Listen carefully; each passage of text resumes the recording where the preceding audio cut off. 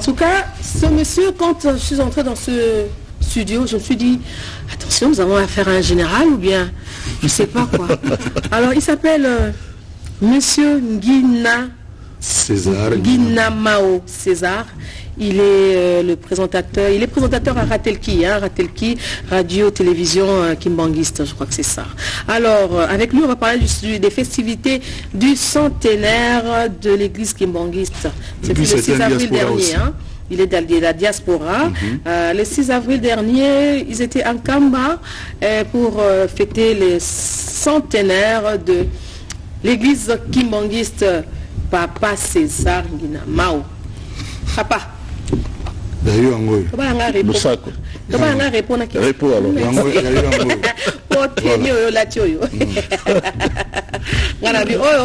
Amiral, général, maréchal.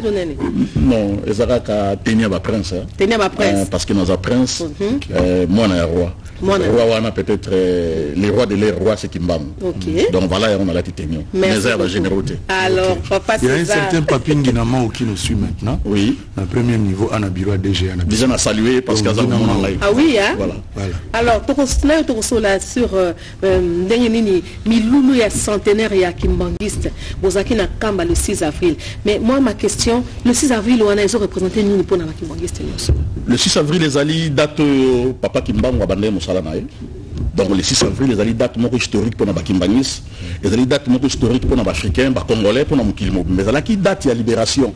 Cela veut dire Mobiki Ayaki parce que le peuple noir a des difficultés de la colonisation, exportation, mais depuis jour Rwanda, ils ont arrêté. Cela veut dire sauver Raya le but et Sili Mundele a comme Mundele a comme Mundele. Cela veut dire bien que tout le monde bourgeois en direct dans Zambé, bourgeois libre, bourgeois gérer beaucoup binomoko. Il y a un autre monde qui est na Katamboka na biso tout le monde ministre ya Batumundu, ba président Batumundu à cette époque-là avant 1921 ils ont quitté. Donc voilà les alliés date historique au l'homme noir face à ma conscience à Royaume solo et ça date mon retour au Bossanaté le 6 avril. Donc voilà pourquoi Bakimbangi c'est célébrer. Mais dit qu'après Bakimbangi c'était et que la date mon malam mais dit célébration à l'homme noir surtout parce que tant voyait qu'il en 1921 le 6 avril wana et ça allait qu'après l'église Kimbangi c'était dit pour l'homme noir en Afrique mobile. OK. Alors Milulu on les kanaki ndengeni tout monde qui batu bauta qui bi pai na bi pai. Et ça qui festival moko nako ba scandaleux. Parce que bato bazaki belé ba konzi ya mboka na biso ba konzi ya mboka ba paya ba yaki organisation mozaki ndengeni en tout cas ngana kinda comme ça bato wana nyonso ba komela bali ape ba mela balala voilà en tout cas ngai pe na zaki akokama parce que na kinda ba fête ndenge na ndenge mais fête wana ya centenaire na éviter sur na komona ngosu na vie na ngai na mona bato ebela ndenge imaginez que tous allez qui ont mis plus de 300 à 200 et quelques, 250 à 300 personnes autour de la diaspora, en Angleterre, Londres. Mais Missou, tout ça, 5 jours, tout le monde a bangoté. 5 jours, tout le monde a niqué. Mais tout allez qui aussi voilà mon condambo. Il y a Nakamba pour un festival où il y a centenaire qui banguiste. Alors, l'impression de qui n'était au monde papa. Papa est colo à Koti. Baba qui oté, à Rokendete, il y a tout le monde habillé. Impression à battre Bélez à qui à Maraki point. Il a fallu ça là on passe à dali tata ya batuno surtout et fait à mener na nengwana ko zanga ye kaza te nga ko za la passe mingi mais ça que loka malamu ayaki ko fêter ensemble et zali ka pona honneur ya Bakimbangi c'était et zali pona ye surtout que loka malamu salama ki kuna inauguration munene salama kuna ya musée on a dit pona lokuma c'est là dire ya mwana ya de 14 ans c'est là pona lokuma mboka donc voilà il fallait ka kaza la wana parce que Bakimbangi c'est ba doter loko wana pona repesa ba congolais pona repesa ba africain l'homme noir pona biloko na biso belo dans libanda histoire na biso et za la reconnu. Alors histoire na biso za la reconnu monsieur César Nguina Mao chef de l'état autre zomo na bililingi tanga kota ki na kata tempelo alobi que makambo nyos na moni centenaire à Kimbangiste a sengi na ba président à 2 chambres que le 6 avril wana ba sala tué comme journée moko férié ba msu balobi pona nini ba église ezebele tout ça yo moko yambaki ngonde est-ce que vraiment message wana chef de l'état est tombé au bon moment la centenaire à Kimbangiste? Oui, à sali un pas. À sali un pas, cela veut dire que batbaki ko se tourner te l'église à rebelle mais n'oyeb ça que ndeko. Na mboka na biso to alika na 3 lignées à l'église. To ça na lignée à christianisme, où ils allaient diriger na catholique, protestant, église de réveil, bato na tout lignée na bango zali christianisme. Et to ça na lignée à musulman. et tout ça peut aligner à bakimbangiste. Bakimbangiste cela veut dire que nous sommes croire na kimbango. Mais sur tel na trois lignées on a tous les deux lignées. Oh il y a christianisme là ba musulman et ça religion ba païen. Oh ba nyoko ba koko na biso to la vraie vérité. Bango ba ya ki a pour intérêt pour na profit. Mais église là qui a libération, et ça dit lignée à kimbangi c'est kimbango ta qui pour la libération que non profit on est aux associés. Tu vois qu'on voit ba facilité cela veut dire ba tout on ce qui ba le bien était ba sepela quitter il faut ba sepela parce que ça dit le coup mutu mwindo. Sur l'hôtel Nagata Mboko na tout en Afrique, fait à christianisme, vous allez belé. Tu fais ta Pâques, tu fais ta Noël, les journée fériée. Pourquoi pas Bakimban c'est dans ta journée Moko pour la monter à ma cité.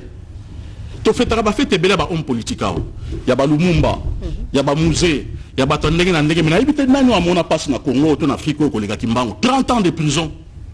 37 000 familles déportées, 150 martyrs na Katamboko, Makila et Tanga. Mutwana nyoka makiakoro bakenonga na kotika parce que na mwasi na bana na kotika na makambo ya libération mais akena ngoti na suka pour africain za libération ce qui journée wana bachango férié mabeza wapi temika ko raisonner donc cela veut dire mokonza mboka alanda histoire ayi komona ke na histoire ya landi non dikamoto kotika ngo boyete mutu mtasala kapana ye totali mutu lokola le fait maréchal Mobutu paix à son âme na tango na une époque na itango babete l'histoire ya Kimbangu abunda trop pour na makambo ya Kimbangu Soukanango a créé quelque moko aiko sali sa réhabilitation et salama que les gars qui ont ba RTNC bilo ka ndenge salama parce que ayoki alubi que non cet homme faut réhabiliter makamo ba belge na ba pa salaki et ça normalité a salaki réhabilitation mais yé pétango a une époque na yé comme on a Joseph Kabila pétango yé yé pas ko la réparation procès ah mais tango ayoki histoire et for ni bozo sala pona ko au belo mon chef de l'état tanga yoki atanga muni histoire kimbangiste et puis c'est courage pour que a décrété journée au sein de deux chambres qui comme journée mo férié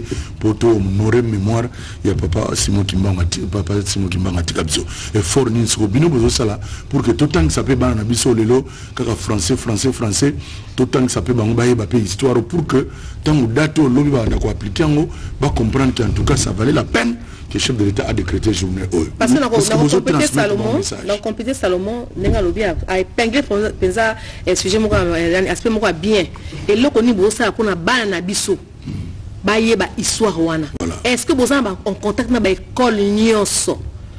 Et c'est important que tu aies une histoire, biso to ekola kango to yebaki par rapport na bakoko na biso tout ça là. Mais bana yoso tu bango histoire kimbango ba. Oui mais tout wana normalement ça charge à l'état. Normalement l'état na biso ce qui azali pena na amour wana ko sa eloka malamu il faut que ça enseignement na biso ba ko sa histoire kimbango. À partir enseignement na biso ko ta histoire kimbango ba ko yeba histoire na biso zali wapi. Parce que na web son de ko ngana pa na poto. Tu es collègue qui va l'histoire de Napoléon Bonaparte, Jeanne d'Arc, mais qui n'a pas tout été comme on a dit dans le sens de mon côté. Mais sur le tout le monde, au tout le monde, on a une histoire de Ngoma Tchétché à éviter, histoire de André Machoua à éviter, histoire de Kimbango à éviter. Parce que on a histoire na bango, mais toujours que là, bango ba école à bisoté, pourquoi pas toujours on a oyabiso. Mais ce que va proposer le gouvernement. C'est ça. Maintenant, na ma mémo au église qui m'a dit ça peut ça dans le gouvernement, ba dossier wana ezali. Ya ngona moni mkonza moko le bien était des chambres wana ba ngotala likamwana Kimbango. So ba coach enseignement wana. Na kacha ba programme na biso ya bekol na si ba tibé ba koyeba histoire na biso parce que na histoire ya Kimbango histoire na biso na kati kuna civilisation na kati kuna culture na biso na kati ce qui to bosani en ngote to jokene na ngote ya wana to keneka na histoire mindele to no lobaka en français. Bon papa César na monde te zo okende po ba inviter ba sana moi mingi na plateau na biso to kena songa menga préoccupation mo ba efsaka ba pesaka ngai ba to Kimbangi se bazo fêter Noël na bango na moi le 25 mai. Bon siko bino le 25 mai mbotama ya Yezu ou bien mbotama ya nani siko nzambe pona bino eza nani Yezu pona bino eza Yezu ya Yezu ou bien donc préoccupation ba te beleza ne wabio bango basambela ka moto mokili ça dit bosambela ka papa Kimbango est-ce que ko éclaircir biso na likambo wana non siko nzambe za moto wapi nzambe za moto mokili ça y a noté papa voilà nzambe za moto mokili ezalika komba nzambe mtebani saka ba nzambe za invisible non invisible wa soka c'est invisible biso peut faire invisible parce que na ibande na kata bible nzambe lui faisons l'homme à notre image et à notre ressemblance ce qui nzambe za visible biso peut faire invisible donc cela veut dire ce qui nzambe za moto ce qui biso za ba tout ce qui nzambe za moto explication là to comme si on a dans ba Jésus mi balé. Non, Jésus mi balé. Il y a les 25 non, Jésus a les 25 mais le royaume ça maman il y a le faux Jésus dans le vrai Jésus.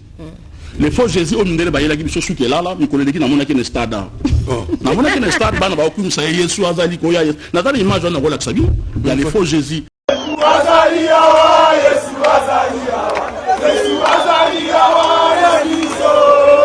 Yesu azali ya Yesu azali ya merci ça va de toi azali ya Yesu azali ya Yesu azali ya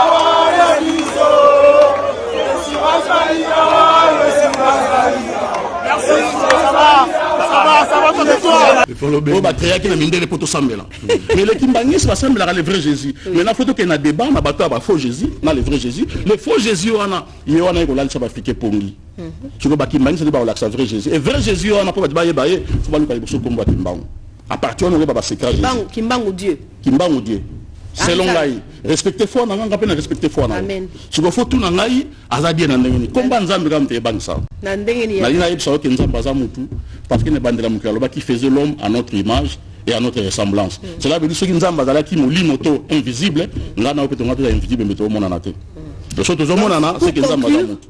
Pour conclure tous respecter ba foi na biso pour conclure to lobi que papa Kimbangu azan nzambe. Oui, et déranger. C'est bien. Ah, c'est bien.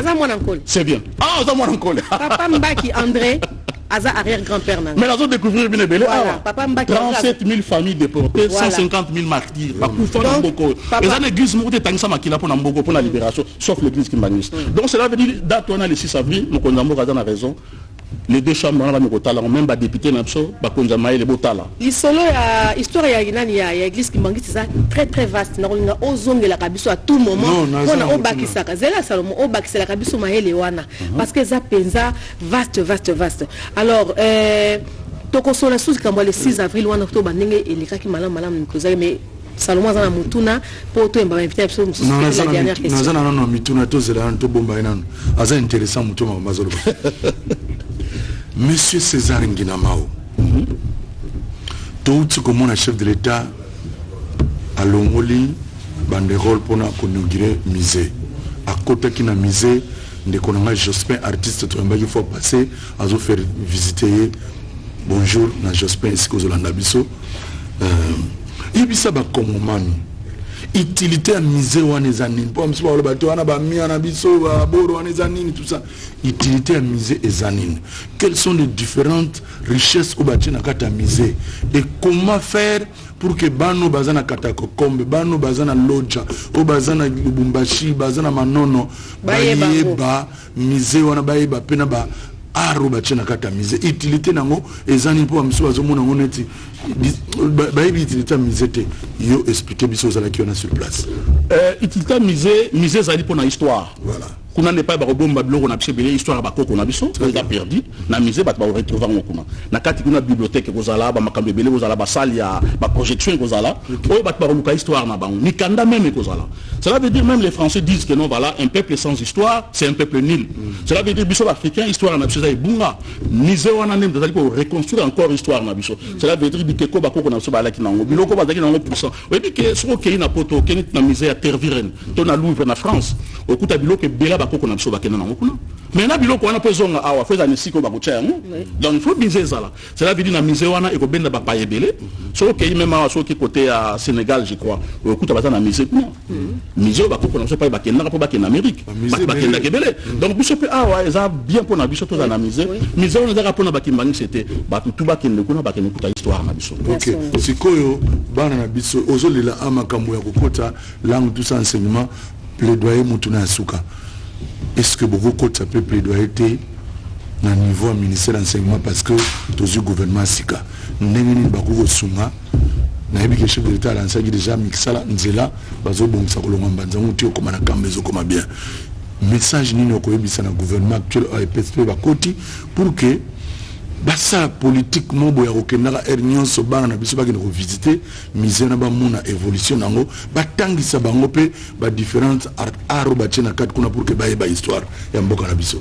Oui solo l'état face à l'effort parce que za la rage fort église qui m'a dit c'était je tente kola ki bana mike na bekol to bana ke même na zora botala banyama mais baki ba gorille na ba lion non na ite so bozo reconnaître très bien oui ah to banoke état la kuna zaki poto ba ke gorille za la rabo donc na musée wana pe aussi l'état so ka organiser ba na ba kende kuna ba kende tala ba œuvre d'art ba œuvre bloka ba koko na so ba zalaki nango et loko ne loko za symbolique et ça na biloko msala kuna puissant et ça na tono au babora qui Simon Kimbangu papa Simon Kimbangu a on a lutende tono wana za kwa na ba chaîne voilà il y a des miracles là-bas voilà donc cela veut dire ça musée mo ya tout le monde yango na mon chef de l'état le ba ki ngamo funa déplacer malamu ngam na kata riba na passer na kotika na histoire donc accueilli à immigrant à tika na histoire musée wana la ki cadeau et anniversaire il y a le 6 avril il y a 100 ans pour na ba congolais pour na ba africain tout mobile donc cela veut dire mutu no chako kenza pour na ba kimbangi c'était on te écoute ma bomba mi belena histoire na biso o ezali très bien alors nini koloba na ba landi nyoso bazako na biso bana ya Fumu Kimbangu bana ya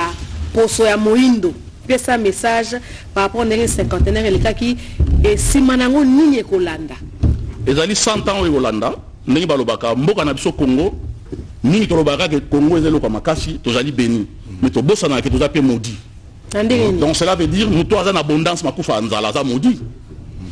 Ah, na évité à mon toza na biloko ebele za na abondance makufa nzala donc aza maudit. Cela veut dire azo comprendre te ndenge na zola nzala.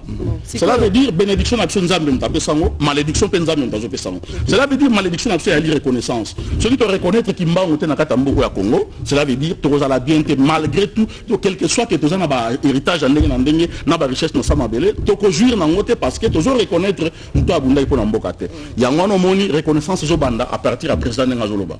Que le 6 avril, c'est la date moko férié. Et là, j'ai reconnaissance. Cela veut dire, le jour où on a, ceux qui banent la classe, c'était moi, on a continué à t'attendre, tu as été pour l'année. Alors, le baguette, tu as été parce que la journée au libérateur, il y a qui sauveur, il y a qui m'a envoyé au Big Sabiso. À partir de la banni, qu'on relancer ma histoire.